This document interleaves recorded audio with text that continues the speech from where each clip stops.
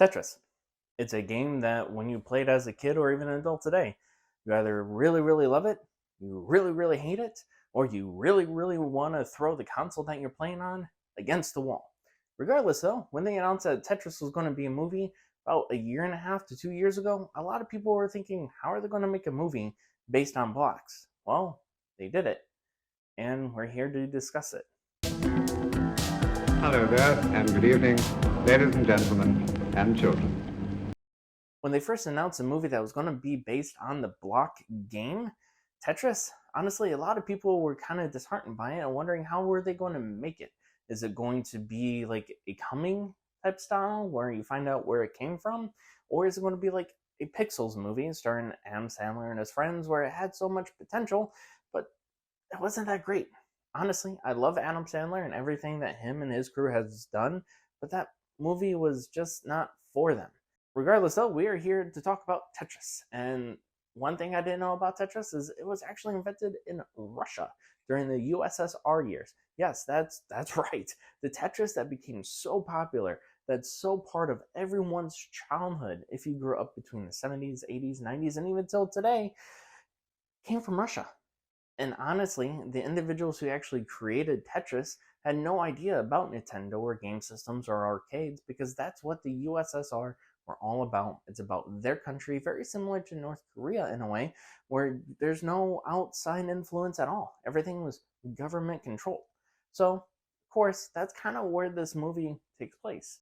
We do get introduced to Taron Egerton's character, Hank, who is, yes, based on the real life Hank, who created, of course, the company for Tetris. He wasn't the creator of Tetris, but he partnered with the actual creator to create the business of Tetris. Now we follow him and his wife that's living in Japan. We find out that he is actually from a European country that lived in New York, that lives in Japan with his wife, and he gets introduced to Tetris at San Diego at a convention where he falls in love with the game and he honestly partners with multiple lines of businesses such as Nintendo of America, as well as the business in Russia, and then, of course, another business that is actually playing a key part, wanting to own distribution rights. Now, all of our nerds out there, you may think, what does this movie entail? Honestly, it's a movie that I never thought that could correlate with video games, and that's honestly a thriller.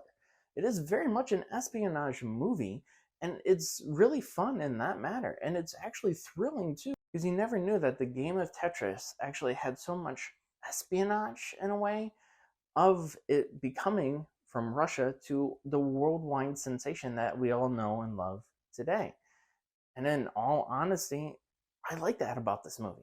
It plays a key role and a key part that we haven't seen in a video game tale, in a video game story. Of course, we have the video game movies like Sonic, like Pokemon, and we do know the history about those.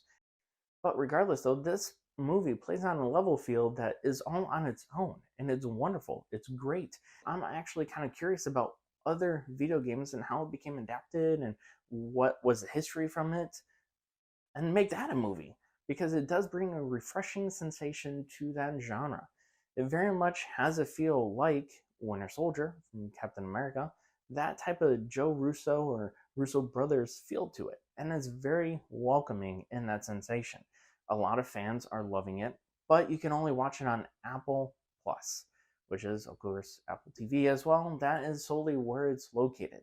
So a lot of you may not be able to see it, but if you do have a trial, I would honestly recommend it because from point A to point B, it keeps your mind entailed with the storyline, with these characters. You fall in love with the characters, and because a lot of us don't know the outcome, we don't know if someone's going to die, if someone's going to live, if someone's going to shot, if someone's going to go to prison. We don't know any of that, and it kind of keeps you on your toes because, in all honesty, you're looking at the screen and you're yelling at Hank through the screen of just don't go to Russia.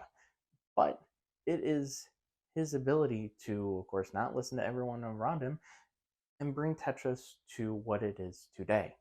And I applaud the man because not a lot of people would have that charismatic and have that passion and drive to actually do what he did. I'm happy that they showcase this in a movie form to bring to light and actually show us the history of a video game that so many individuals who have played, who loved it, who threw their console against the wall, their actual personal experience with it, it brings the light to where it came from. And honestly, I want more of that. But if you've seen it, leave your comments down below. What did you guys think? Make sure you subscribe to the channel as well as follow us on all social platforms. We'll see you next time for the next review.